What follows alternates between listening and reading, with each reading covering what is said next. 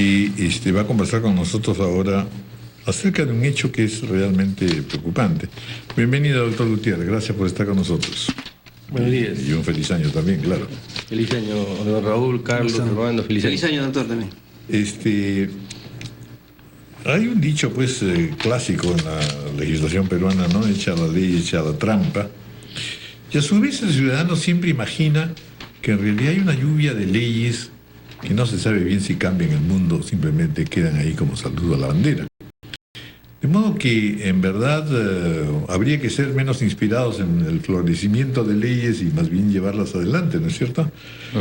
Tiene usted este dato que es sin duda preocupante. De 58 leyes aprobadas entre el 2012 y el 2013, solo 10 se han reglamentado y el resto no se puede aplicar porque están a la espera de su reglamentación. Aquí ya entramos en el terreno propiamente dicho de su preocupación.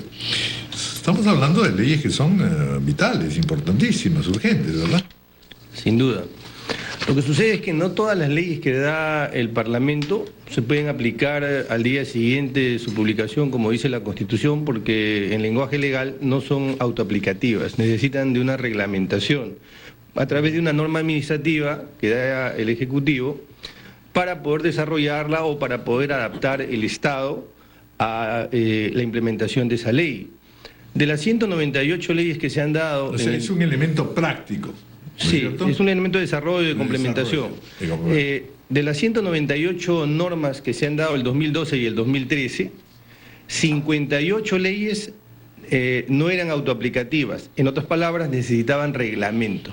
Y ese reglamento, por mandato del artículo 118 de la Constitución, lo tenía que dar el presidente de la República. Bueno, de esas 58, solo 10 se han reglamentado. Bueno, claro, el presidente es el que firma, pero digamos, estas leyes aprobadas por el Congreso, para su reglamentación se dirigen, me imagino, a los ministerios respectivos. A distintos sectores, en realidad. Es correcto lo que usted señala. De hecho, a menudo este encargo recae en el presidente del Consejo de Ministros. Ya. Y entonces estamos aquí frente a un hecho preocupante. Dicho sea de paso, y para ser justos, no es un problema que se circunscriba a este gobierno, porque fíjese que en el gobierno anterior y el gobierno de Toledo también, es decir, los últimos 3 presidentes han adolecido de este mal. Hay una norma que es del año 2005 y que va a cumplir, ya cumplió 2.600 días sin ser reglamentada y la ley decía que tenía solo 120 días para ser reglamentada. Pasó el gobierno de Toledo. Bueno, ya parece una ironía brutal, ¿no? Sí, pasó el gobierno del presidente García, ya pasaron 2 años y medio y hasta ahora no ha sido reglamentada. Y no es una ley baladí, estamos hablando de una ley que obligaba a los entes estatales a preparar planes de contingencia frente a desastres. Fíjese que esa ley se dio en el 2005 y el 2007 fue el terremoto de Ica. Entonces, es un problema, sin duda es un serio problema, pero desde luego no es el único problema. Este elemento distorsionador se complementa con la hiperproducción de normas. Solo este año se han producido cerca de 20.000 normas en el país. Y si a eso, si este elemento no fuera suficiente, le sumamos la volatilidad, es decir, la rapidez con la que cambian las normas, para tocar un tema que también es sensible, el Código Penal. El Código Penal se ha modificado 577 veces. Y solo en lo que va de este año, 80 veces. Entonces, ese escenario sin duda es preocupante porque se supone que estamos en un Estado de Derecho donde la ley tiene que conocerse, tiene que primarse, tiene que aplicarse. Bueno, está también esa expresión en la que dicen en el Congreso, pero no importa, deja que aprueben, lo importante es lo que pongan en el reglamento, porque a veces es donde está la parte sustantiva, pero ¿qué cosa hacer para que esto no siga ocurriendo, digamos, para evitar que el Ejecutivo sea normalmente rebasado por todos estos reglamentos pendientes? Bueno, en primer lugar, hay que señalar, hay que voltear los ojos al Parlamento. El principal acto de poder es el acto legislativo y el Parlamento debe ejercer su función de control. No puede ser que el Parlamento elabore un proyecto, debata, apruebe y finalmente le dé las espaldas a la ley que aprobó y no se preocupe ni ocupe de saber si esa norma se está aplicando y cómo se está aplicando. Y ojo que estoy hablando de aquellas que no se han reglamentado, pero aquellas que se reglamentaron y no sabemos qué suerte están corriendo y cómo están funcionando, no existe un observatorio en el Congreso que pueda ir haciéndole el seguimiento a la aplicación y al cumplimiento de las normas. Pero quizá el problema también sea que en el Congreso aprueba y aprueba y aprueba una cantidad pues irreal de normas que luego no pueden ser pues... A ver, ahí es importante hacer una acotación. El Congreso es el ente productor de normas más apocado, el mínimo, porque solo ha aprobado este año 91 normas y el año pasado 107. El resto de normas las da el Ejecutivo o los gobiernos regionales. Cuando yo digo el control, me estoy refiriendo al control que tiene que hacer respecto de sus leyes y respecto de los otros entes que producen normas. Entonces, el Congreso creo que no tiene claro cuáles son sus fueros, sus competencias, sus responsabilidades, para qué han sido elegidos. El Congreso tiene que ejercer el control de la producción normativa, si no, esta es una democracia de papel. Hay otro caso que es, me parece, no sé si el término sea exagerado o no, emblemático, y es el del régimen CAS, ¿no? Contratación por administrativa de servicios, que se supone tenía, diríamos, que ser eliminado, tengo acá el dato, en el 2012, ¿no? La norma publicada en junio del 2008 y la posterior de la 29849 de abril del 2012. Ya tiene esta norma 546 días de vencimiento, ¿no? Tenía que ser reglamentada, pero miren lo que ha pasado para que hasta el momento no... Hasta el momento no se ha reglamentado. Esa norma sí le pertenece a este gobierno. Dio una norma que eliminaba progresivamente y ahora ha aprobado la ley de la contratación civil y entonces no solamente la demora, sino estas normas sucesivas que hace laberíntico, que hace que el ordenamiento sea absolutamente confuso y genera un daño colateral. El daño colateral se da en la administración de justicia. ¿Por qué? Porque el insumo que utiliza el juez para administrar justicia es la ley.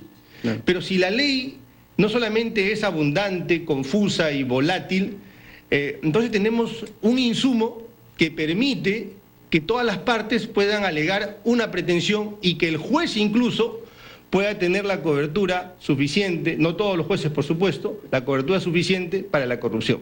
Entonces, este tema no es un tema de poca importancia, es un tema muy importante. Nosotros en la ley.pe estamos preparando un informe que vamos a presentar la próxima semana de qué ha pasado estos 2 años en la legislación, con conclusiones y propuestas, tanto para el Ejecutivo como para el Legislativo, para empezar a modificar nuestro ordenamiento legal. ¿Cuáles serían las soluciones, concretamente?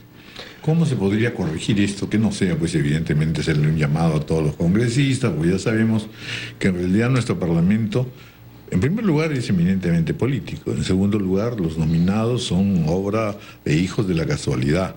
No tienen mayor idea de qué cosa es la ley y lo que hacen es satisfacer a su público presentando proyectos descabellados, demagógicos, etcétera, que saben que no se van a instrumentar ni se van a implementar, simplemente son saludos a la bandera. O sea, hay una carencia política y jurídica fundamental y de partida que no se podrá corregir sino con el correr de los tiempos. Pero, en definitiva, ¿qué pasos habría que dar desde la legislación y desde el gobierno central para poder ir corrigiendo progresivamente este retardo en la reglamentación y en la aplicación de las leyes? Sí, el tema es muy complejo, pero creo que hoy ayuda mucho la tecnología. Para empezar, sería importantísimo poder contar con un portal centralizado, esto no cuesta mucho dinero, de la legislación, suficientemente claro, que permita saber qué leyes se están produciendo, en qué estado se encuentran, y que a través de este portal la ciudadanía, las instituciones, no solamente el Estado, pueda hacerle seguimiento a las normas. El tema de la publicidad es fundamental para poder aplicar las leyes y para poder controlar a las autoridades. Y para que la ciudadanía esté alerta también, pues, porque sí, también pasa eso, ¿no es cierto? Que son tales las cantidades de leyes que nadie les hace seguimiento. El problema es que cada vez que uno va al Estado parece un viaje al pasado, porque uno va al sector privado y encuentra que hay cada vez más implementación de herramientas tecnológicas en el sistema financiero, en fin, en una serie de sectores de la economía, de la empresa. Pero cuando uno viaja, entra al Poder Judicial, entra al Parlamento, parece que retrocede casi un siglo atrás. Todo es papel y todo es absolutamente retrasado. De manera que yo no creo que pueda haber cambios si es que no hay implementación tecnológica. Este es el primer requisito. Y lo segundo, creo que, aunque son pocos, hay algunos congresistas que pueden bancarse el problema de mejorar las cosas en el Parlamento.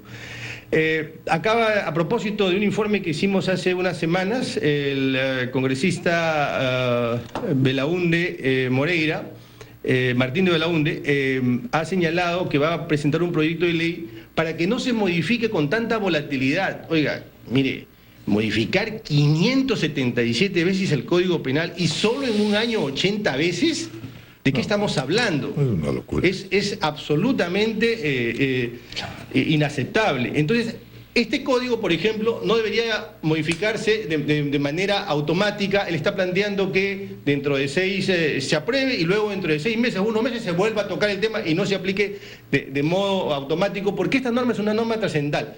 La Ley General de Sociedades, el Código Civil, las normas tributarias, el Código Penal, son normas que no se pueden modificar de una manera tan sencilla. Porque crean la inestabilidad jurídica que Total. llevan en realidad a una dictadura. Total, y la legislación es la otra cara, el derecho es la otra cara de la economía. Muy bien, bueno, muchísimas gracias. Realmente son alcances importantísimos. Gracias Vamos a a ustedes. seguir en este debate, la verdad, es clave. Muchas gracias. Gracias. Son las 8:52 de la mañana. Vamos a hacer una...